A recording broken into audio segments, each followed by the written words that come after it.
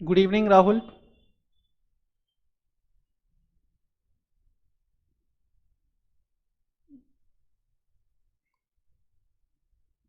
Good evening.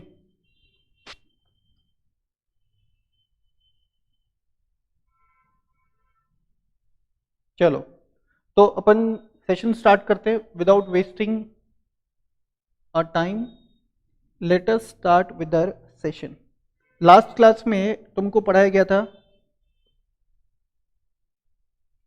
Last regulation जो तुमको पढ़ाया गया था दैट वाज रेगुलेशन नंबर 30, जो कि बात करता है कंटिन्यूअल डिस्क्लोजर्स की।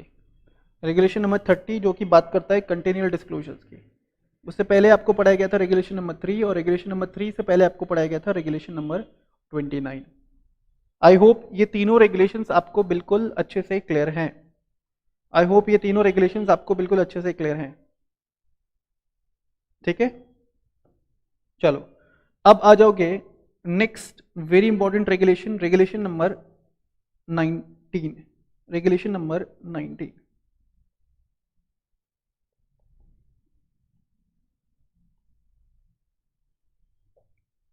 ठीक है, रेगुलेशन नंबर 19, ध्यान देना। रेगुलेशन नंबर 19 बात करता है sir about conditional offer. Regulation number 19 बात करता है सर अबाउट कंडीशनल ऑफर। चलिए एक बार पहले अपन लिख लेते हैं, then we will discuss the concept conditional offer. क्या बोला यहाँ पे? An acquirer, an acquirer while making an offer,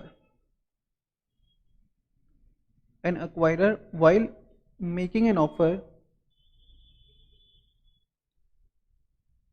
under regulation 3(1), या ऐसा लिख लोगे N acquirer while making an open offer, while making an open offer under regulation number 3(1), 3(1) may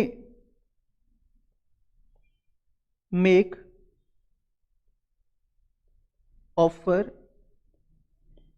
may make offer conditional, may make offer conditional by prescribing, by prescribing a minimum level of, by prescribing a minimum level of acceptance। क्या बोला यहाँ पे? An acquirer while making an open offer under regulation number 3(1) may make offer conditional by prescribing a minimum level of acceptance। Second point लिख लोगे, if the offer made, if the offer made is conditional, if the offer made is conditional, then the acquirer, if the offer made is conditional, then the acquirer or PSC may refuse, may refuse to accept any shares which are tendered below the prescribed limit।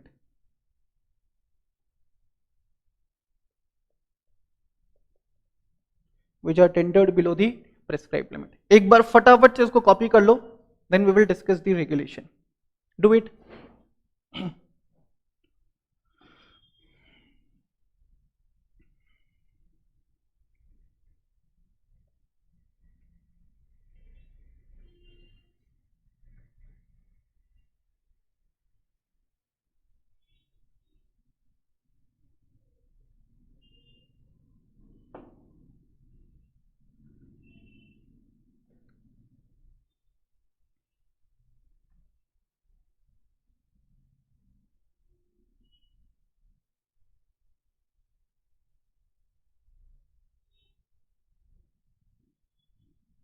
Yes copy. चलो अब ध्यान देना, तुम लोगों ने regulation number 3(1) पढ़ा last class में।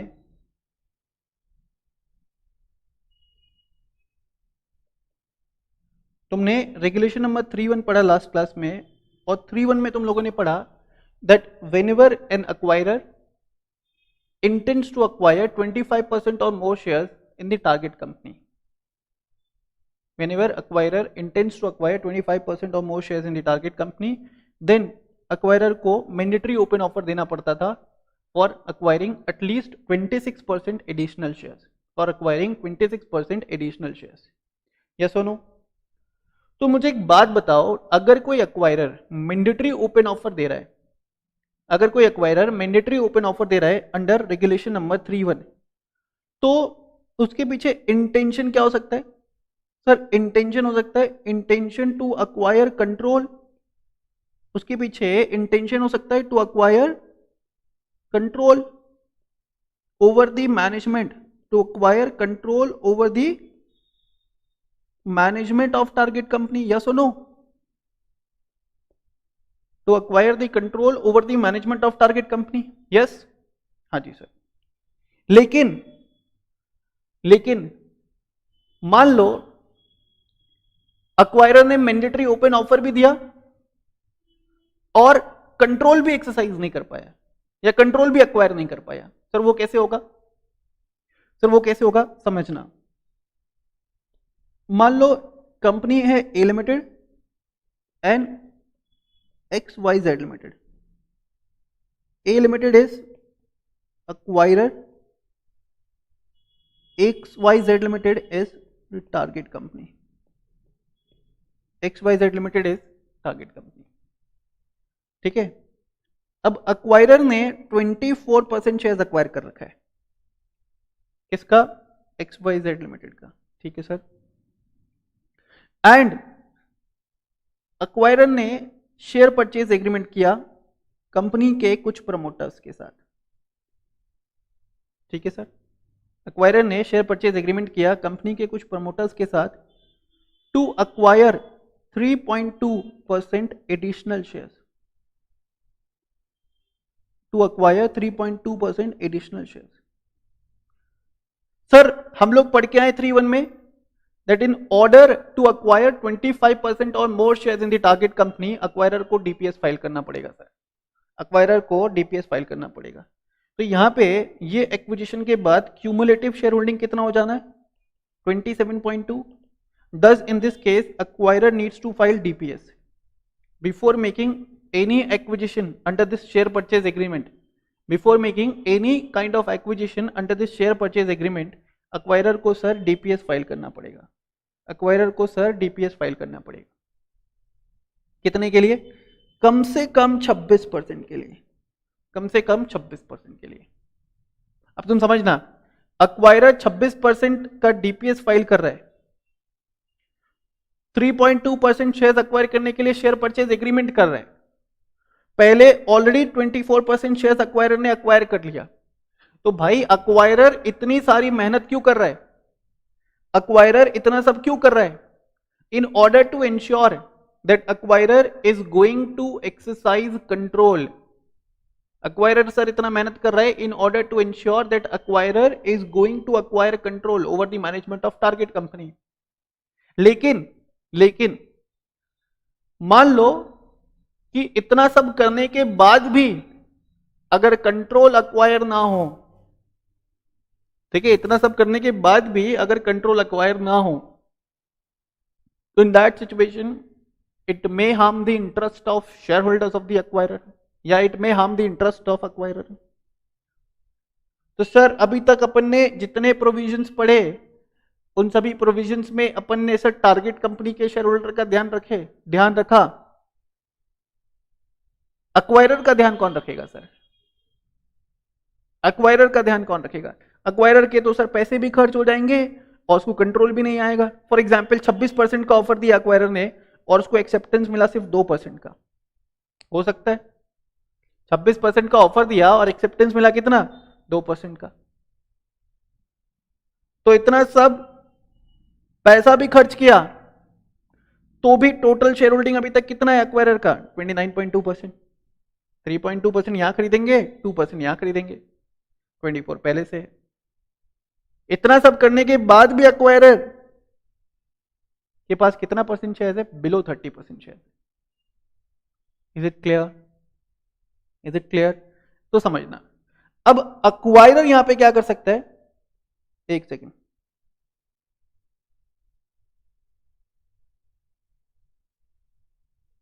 एक सेकेंड रुकना।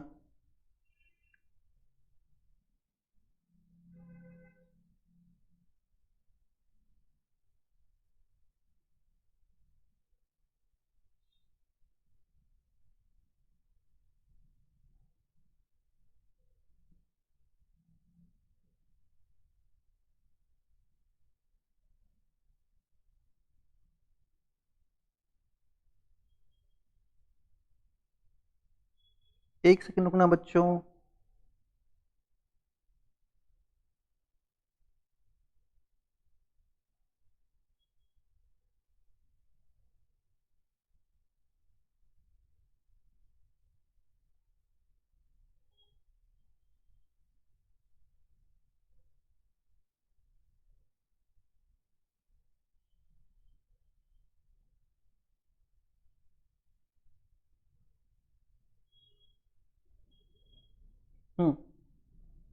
तो अक्वायरर इतना सब करने के बाद भी acquirer would not be able to acquire control, acquirer would not be able to acquire control। तो देखो, इन सिचुएशन से बचने के लिए acquirer क्या कर सकता है मालूम है?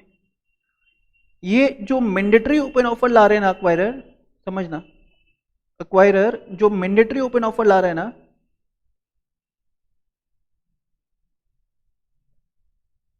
कहां पे?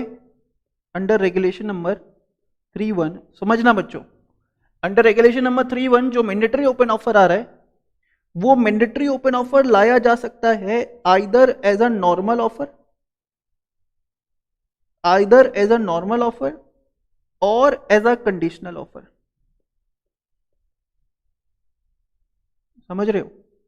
जो मैंडेटरी ओपन ऑफर दिया जा रहा है अंडर रेगुलेशन नंबर 3(1), वो दिया जा सकता है either as a normal offer और as a conditional offer, either as a normal offer as well as a conditional offer. Sir normal offer में क्या होता है? हम 26% का ऑफर देंगे, जितना एक्सेप्टेंस मिला उतना शेयर एक्सेप्ट करेंगे। ठीक है, 26 का ऑफर दिया, जितना लेवल ऑफ एक्सेप्टेंस मिला उतना लेवल ऑफ शेयर्स एक्सेप्ट करेंगे, उतना परसेंटेज ऑफ शेयर्स परचेज करेंगे। मान लो 26 का ऑफर दिया एंड 16 का एक्सेप्टेंस मिला तो 16% खरीदेंगे, 18 का एक्सेप्टेंस मिला 18% खरीदेंगे, 20 का एक्सेप्टेंस मिला 20% खरीदेंगे। बस कंडीशनल ऑफर में क्या होगा? At the time of making the offer acquirer will impose a condition, as the name suggests, acquirer will impose a condition, एक कंडीशन लगा देगा acquirer कि देखो हम ओपन ऑफर दे रहे हैं लेकिन हमें कम से कम 22% एक्सेप्टेंस चाहिए। अगर 22% से कम लेवल ऑफ एक्सेप्टेंस मिला तो we won't be acquiring any shares. अगर 22% से कम एक्सेप्टेंस मिला we won't be acquiring any shares. बात समझ में आ रही क्या? सर इसके थ्रू क्या कर सकता है एक्वायरर? इसके थ्रू क्या कर सकता है एक्वायरर? एक्वायरर इंश्योर कर सकता है that after making mandatory open offer acquirer is going to have a particular fixed percentage of shareholding in the target company। तो इस सिचुएशन में क्या होगा? मान लो कि एक्वायरर को एक्सेप्टेंस मिला 21% का, एक्वायरर एक भी शेयर नहीं खरीदेगा। एक्वायरर को एक्सेप्टेंस मिला 20 का, एक भी शेयर नहीं खरीदेगा। एनीथिंग above 22% और above 22% shall only be accepted by the acquirer। बात समझ में आ रही है क्या? and in this manner acquirer can ensure कि जो पैसा खर्च कर रहे हैं या जो मेहनत कर रहे हैं, मेहनत करने के बाद, पैसा खर्च करने के बाद कंट्रोल तो जरूर मिल जाएगा। बात समझ में आ रही है क्या? देखो जैसे इस एग्जाम्पल में देखना, ए लिमिटेड के पास ऑलरेडी 24% शेयर्स था, प्रमोटर्स को सेट किया 3.2% शेयर्स और लेने के लिए, और मैंडेटरी ओपन ऑफर लगाया 26% का। अब मैंडेटरी ओपन ऑफर लगाया 26% का, तो अक्वायरर कंडीशन लगा दिया कि कम से कम 24% एक्सेप्टेंस चाहिए, कम से कम 24% एक्सेप्टेंस चाहिए। अब अगर 24% से कम हुआ, एक भी शेयर्स नहीं खरीदेंगे, 24% या उसके ऊपर हुआ तो we will purchase the shares. तो अगर कंडीशनल ऑफर लेकर के आ रहे हैं, अगर open offer, mandatory open offer लाया जा रहा है एज अ कंडीशनल ऑफर, अगर मैंडेटरी ओपन ऑफर लाया जा रहा है as a conditional offer, in that situation acquirer ensure कर सकता है कि भाई 24 पहले था, 3.2 प्रमोटर से ले लिया, और कंडीशनल ऑफर लेने के बाद कम से कम कितना मिल जाएगा, 24 और मिल जाएगा। तो टोटल शेयर होल्डिंग हमारा कितना हो जाएगा बढ़ करके 51.2% शेयर।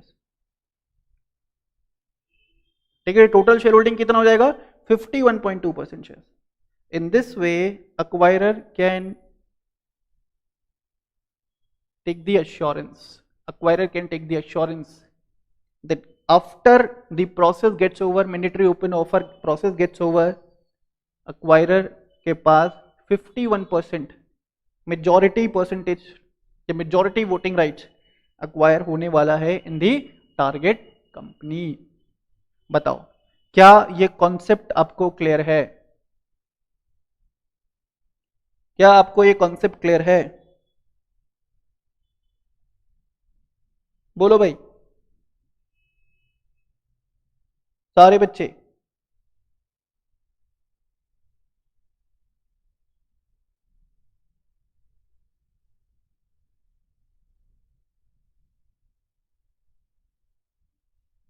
क्लियर है?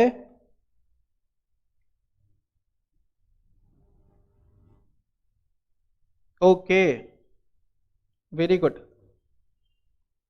तो ये था आपका रेगुलेशन नंबर 19 जो कि बात करता था कंडीशनल ऑफर का।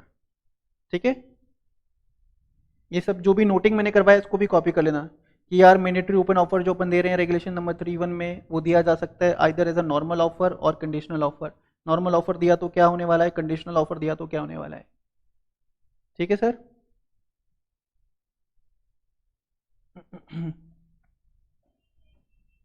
ठीक है प्यारे प्यारे बच्चों,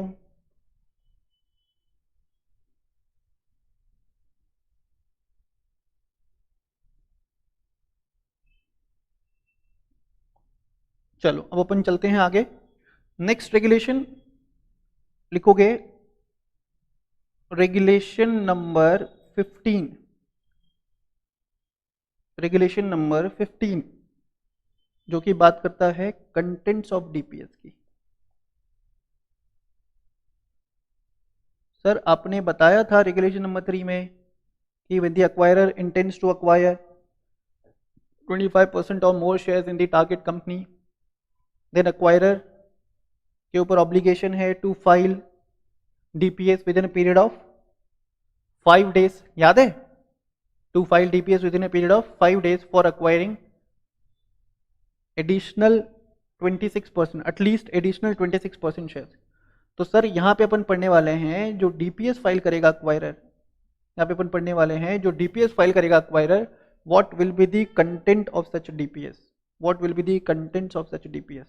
लिख लोगे एक बार, लिखो पहले एक बार। The public announcement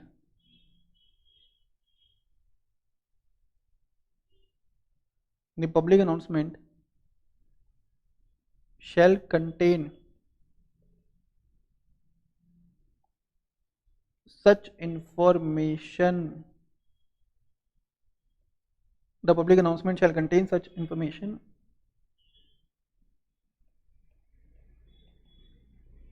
as specified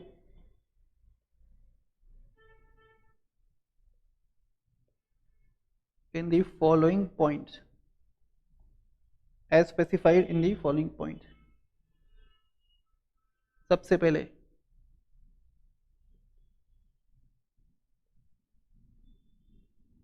it will specify the name and identity of the acquirer and PAC. It will include the name and identity of the acquirer and PAC. Next, it will include the name and identity of the seller, या seller यहाँ पे कौन है बच्चों? Target company. Seller है यहाँ पे target company. Then it will include the offer price. Offer price क्या होता है बच्चों? Offer price is the price at which acquirer has agreed to acquire the shares from the shareholders of the target company who are ready to tender their shares in response to the open offer made by the acquirer. और ये जो offer price है ना, ये calculate होता है, it is being determined as per regulation number 8. It is being determined as per regulation number 8. अपन पढ़ेंगे later on. Offer price, क्या प्राइस पे acquirer will acquire the shares from the shareholders of target company, that will be determined under regulation number 8. That will be determined under regulation number 8.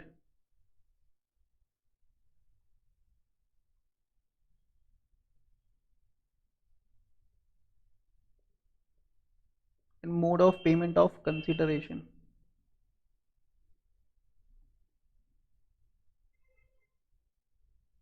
Then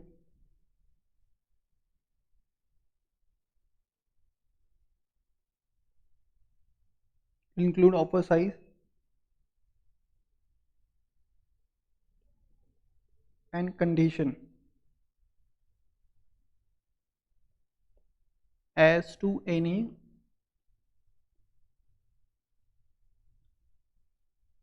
minimum level of acceptance.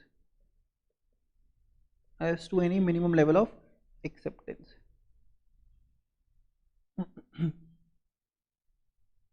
Next,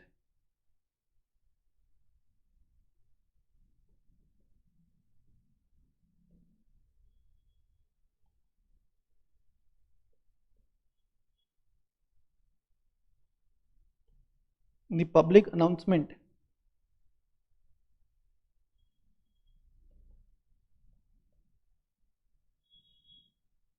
the open offer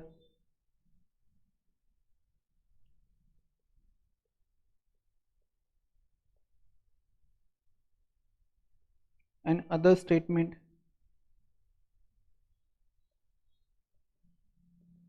shall contain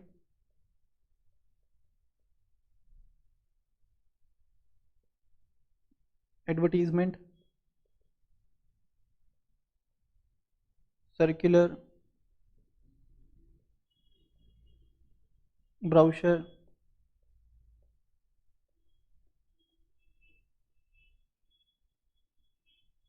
publicity material in relation to such acquisition of shares. In relation to such acquisition of shares. Copy कर लीजिए फटाफट से.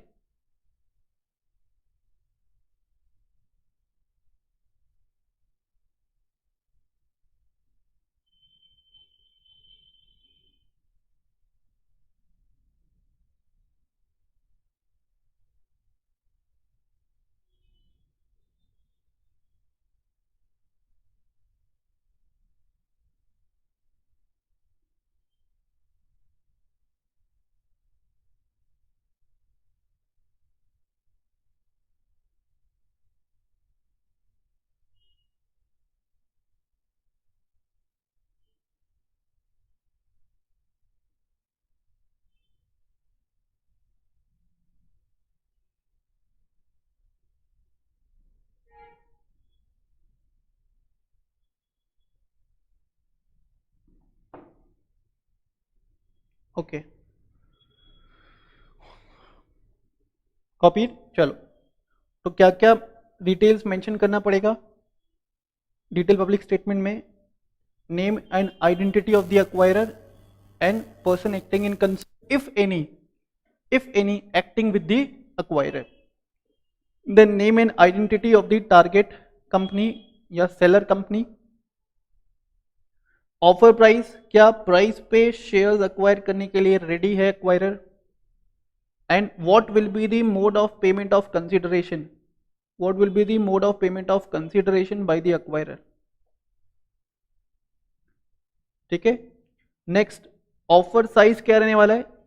एक चीज ध्यान रखना, regulation number 3(1) में तुमने पढ़ा है 26%, लेकिन ये जो 26% है ना, ये मिनिमम ऑफर साइज है बच्चों। 26% जो है ये मिनिमम ऑफर साइज है, इससे ज्यादा भी हो सकता है। ठीक है, the offer size in condition as to any minimum level of acceptance. Condition as to minimum level of acceptance कब? जब अक्वायरर क्या दे रहा है?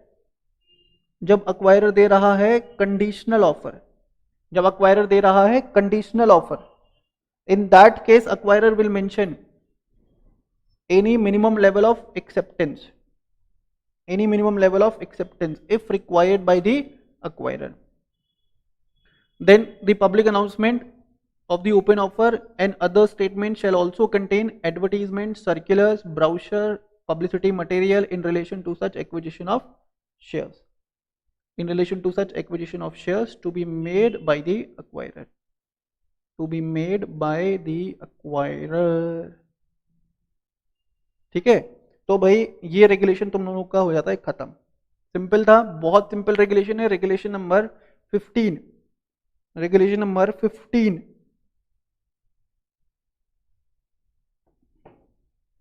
ठीक है, चलो अब रेगुलेशन नंबर 15 के बाद एक और बहुत सिंपल सा रेगुलेशन हम लोग लेंगे, that is your regulation number 12,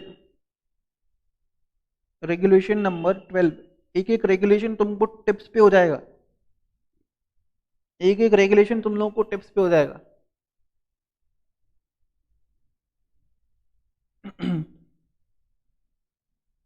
लिखो रेगुलेशन का नाम, appointment of manager to the open offer.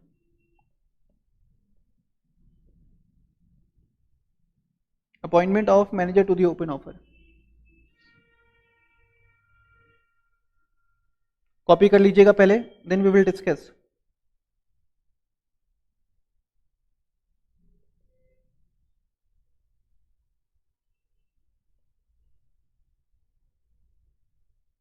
The acquirer is required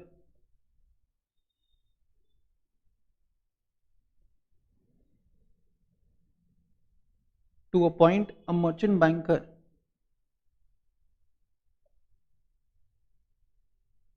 who is duly registered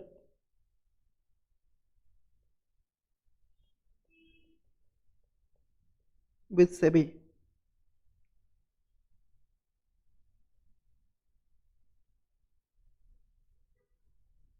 as a manager to the open offer,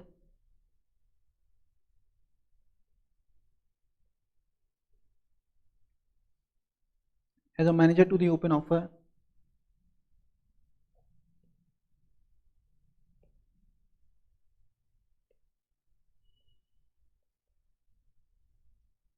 before any public announcement is made, who has to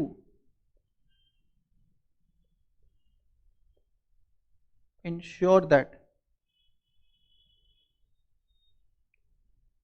the contents of, who has to ensure that the contents of public announcement, detail public statement. Sir short form लिख रहे हैं, आपको पूरा लिखना है ना, आप PNA लिखोगे, आप पीएनए लिखोगे, आप लिखोगे पब्लिक अनाउंसमेंट, आप डीपीए नहीं लिखोगे, डीपीए नहीं, सॉरी डीपीएस नहीं लिखोगे, आप लिखोगे detailed public statement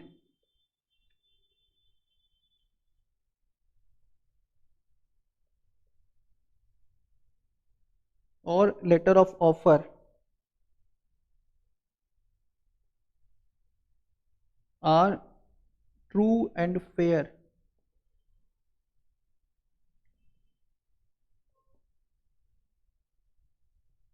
in accordance with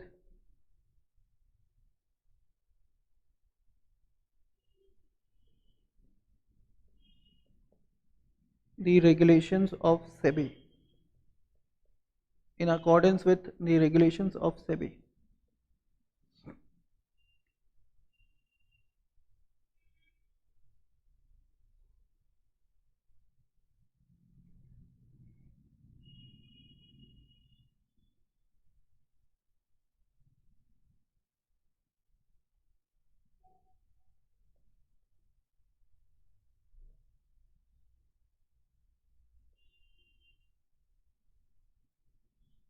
Manager to the open offer shall ensure that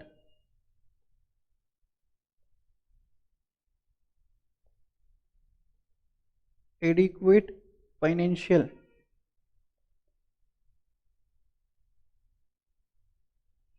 arrangement has been duly made by the acquirer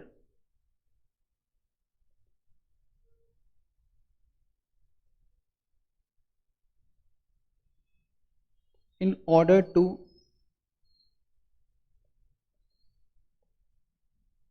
fulfill the obligations arising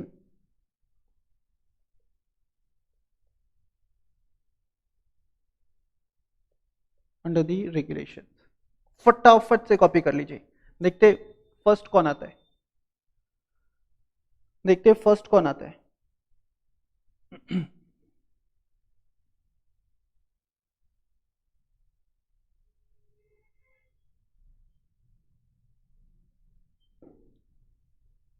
let's see who comes first.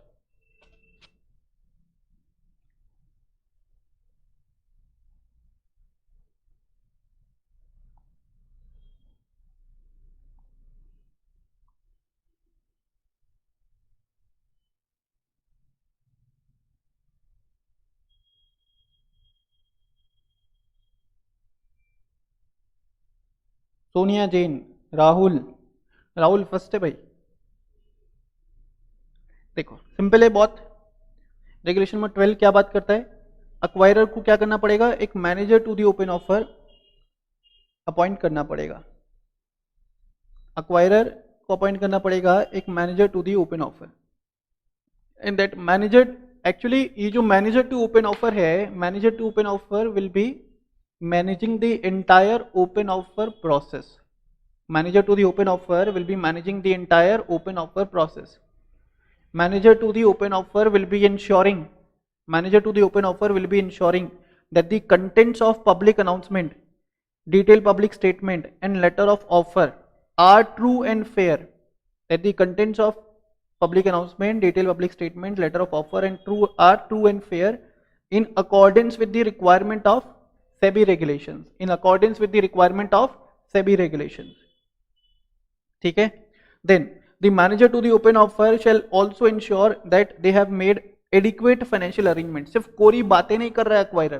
Acquirer have made all the adequate financial arrangement कि वो share holders of target company से shares purchase कर सके। ठीक है, acquirer जो है, acquirer ने एडिक्वेट प्रोविजंस बनाए हैं, एडिक्वेट फाइनेंशियल अरेंजमेंट्स किए हैं in order to ensure that acquirer would be able to discharge their obligation. Acquirer is able to discharge the obligation arising on the acquirer while making the open offer. Is it clear? ये भी ensure करेगा कौन, ये भी ensure करेगा कौन, manager to the open offer. Simple regulation है बेटा, बहुत सिंपल रेगुलेशन है। I hope it is clear, I hope it is clear to everyone. है ना। चलो अब आ जाओगे नेक्स्ट रेगुलेशन पे।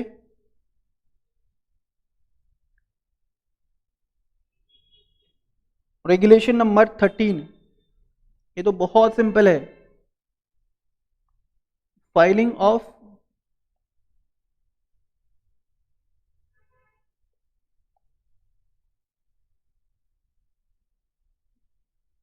Public announcement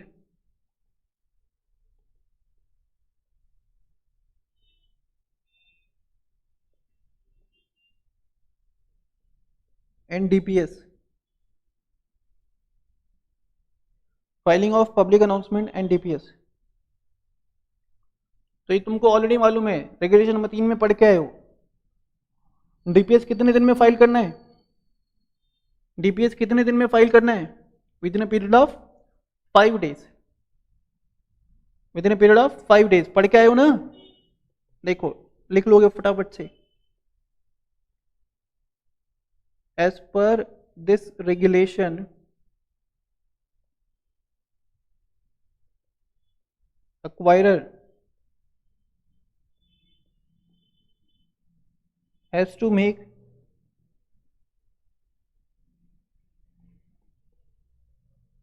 an assured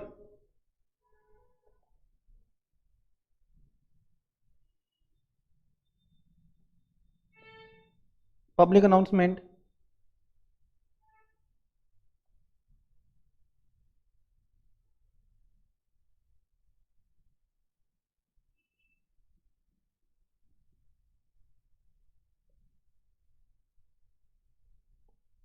on the same date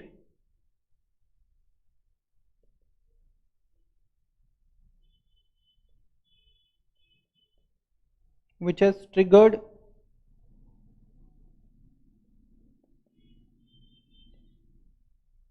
the open offer and detailed public statement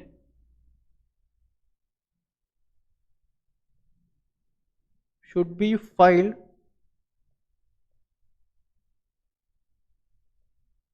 within a period of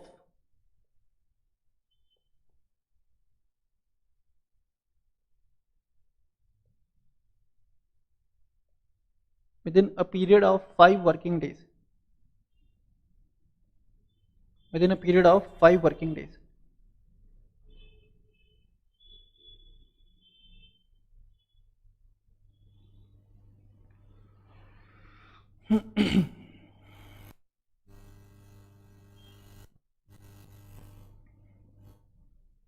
Copy this.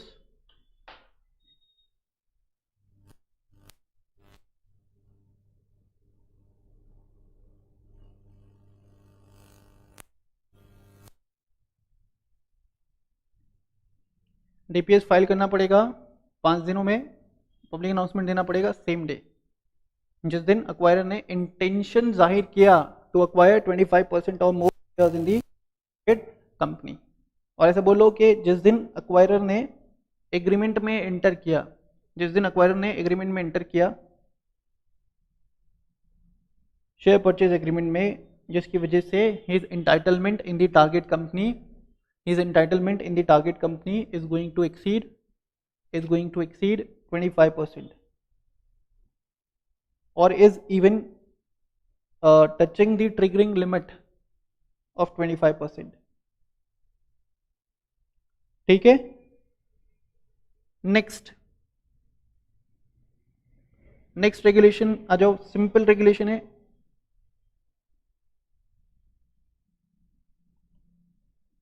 Regulation number 23,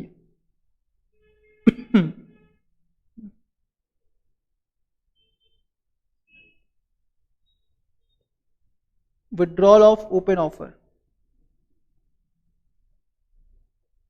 regulation number 23, withdrawal of open offer।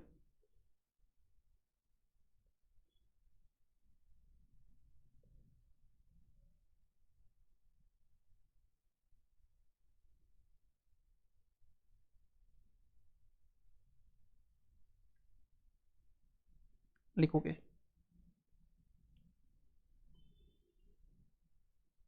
generally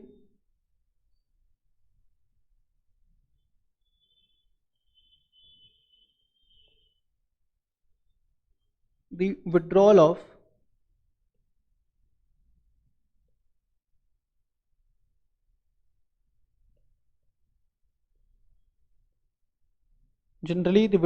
open offer, लिखोगे बेटा, generally the withdrawal of open offer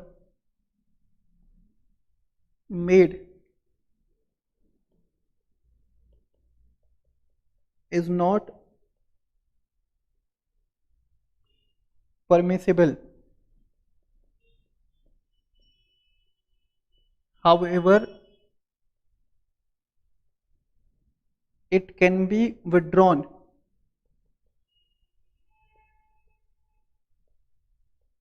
in the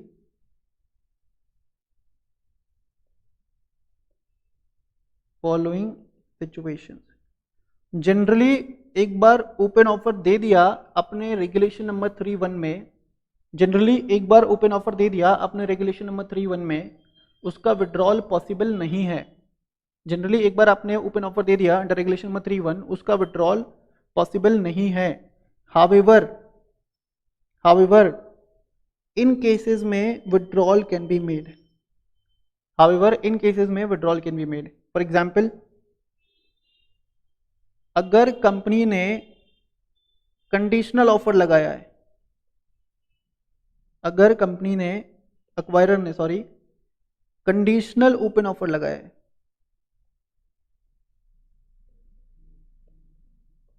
if they have made conditional open offer,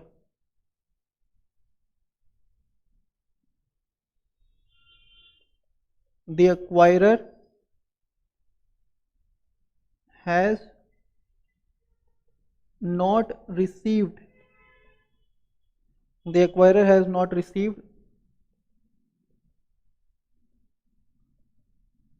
minimum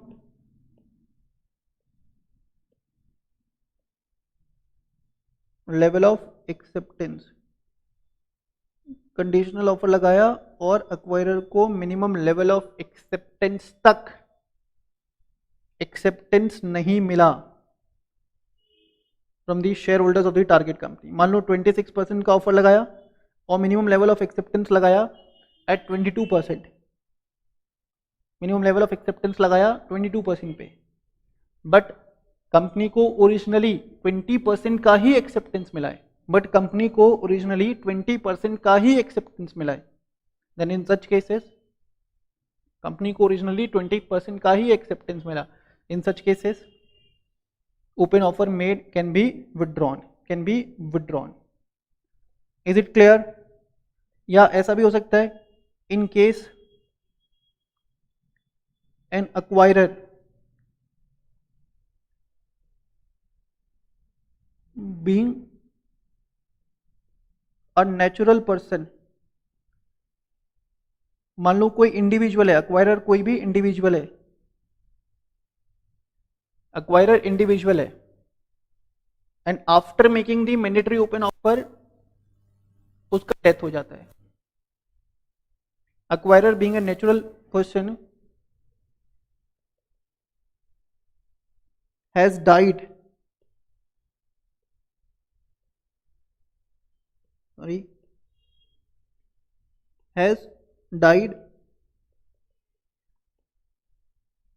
after making mandatory open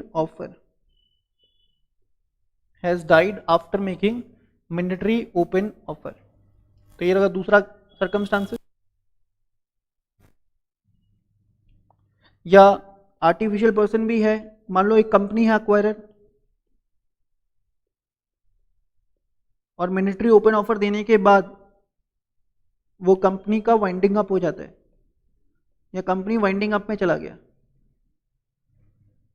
या company के against insolvency proceedings initiate हो गया. In that case also withdrawal of open offer can be made. In that case also withdrawal of open offer can be made. Third one,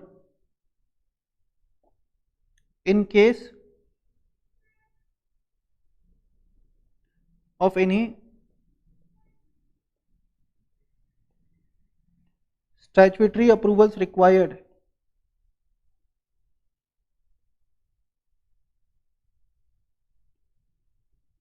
in case of any statutory approvals required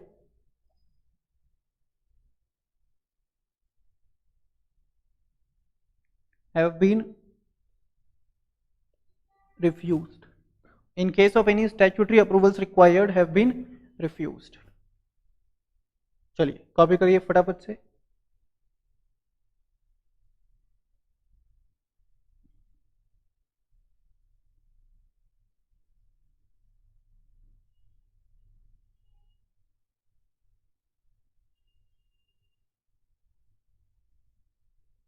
done.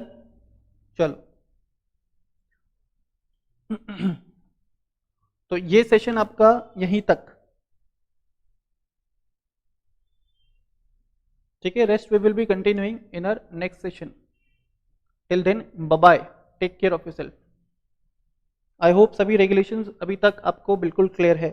अब आप देखना, जो first class second class से मैंने regulation पढ़ाना start किया था, जब तुम उन रेगुलेशंस को पढ़ते हो ना, तो तुम ऐसा महसूस कर सकते हो, तुम ऐसा फील कर सकते हो कि all the regulations are interconnected to each other. अगर तुम्हारे दिमाग के अंदर ये इंटरकनेक्शन बैठ पा रहा है, तुमको लग पा रहा है कि सारे रेगुलेशंस इंटरकनेक्टेड हैं सर, अभी तक जो भी आपने पढ़ा है,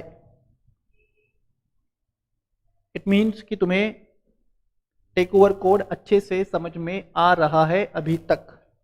ठीक है, चलो मिलते हैं अपन नेक्स्ट क्लास में. Till then bye bye.